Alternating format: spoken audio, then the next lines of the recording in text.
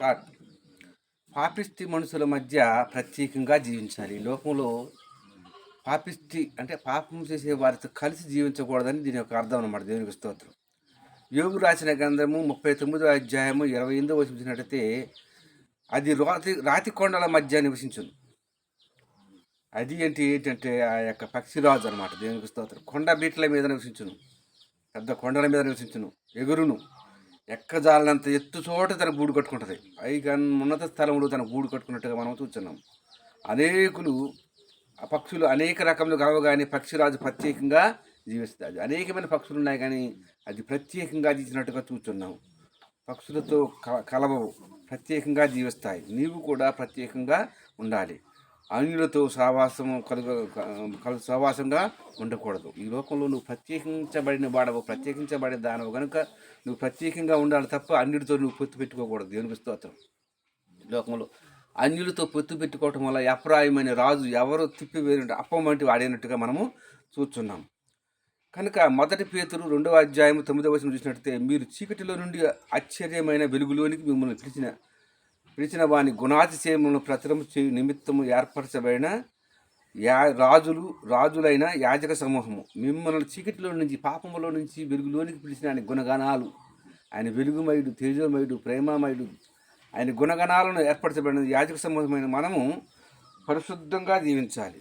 దేవుని సొత్తైన ప్రజలము. ఈ లోకంలో అందరూ వేరు, దేవుని నమ్ముకున్న వారు వేరు. దేవుని సొత్తైన బిడ్డలు దేవుని పనికే ఉపయోగించాలి.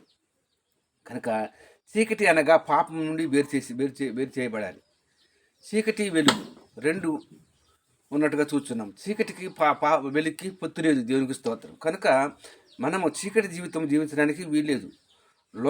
లోకంలో ఉండాలి కానీ నువ్వు లోకంలో ఉండకూడదు. నువ్వు లోకంలో ఉండాలి కానీ లోకంతో కలిసి స్నేహం చేయకూడదు అన్నట్టుగా మనము చూస్తున్నాం.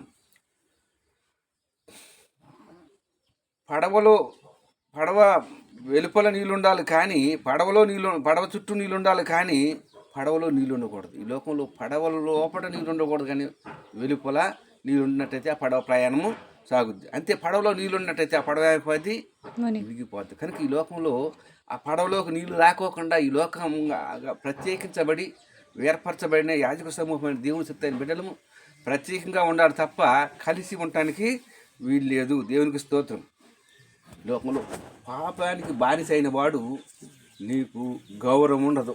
ఈ లోకంలో ఈ పాపానికి బానిస అయిన వ్యక్తి ఎవరు కూడా అతనిని గౌరవించరు, అతనిని సన్మానించరు. ఎందుకంటే అది పాపంలో పడ్డాడు కనుక వీడు పాపాత్ముడు రా అని చెప్పి నలుగురు అనుకుంటారు. కనుక మనం అట్టి వారముగా కాకుండా వారిగా ఉండాలని పాపానికి బానిస అయిపోతున్నారు. నీకు గౌరవం ఉంటుందా తెలియదు. నీ వస్త్రధారణ మంచిగా ఉండాలి. మనం వేసుకునే వస్త్రాలు కూడా పరిశుద్ధంగా తెల్లగా ఉండాలి. నీకు ప్రత్యేకంగా ఉండాలి. నీ ప్రవర్తన ప్రత్యేకంగా ఉండాలి.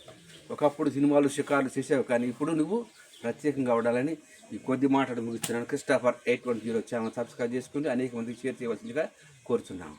ఆమేన్.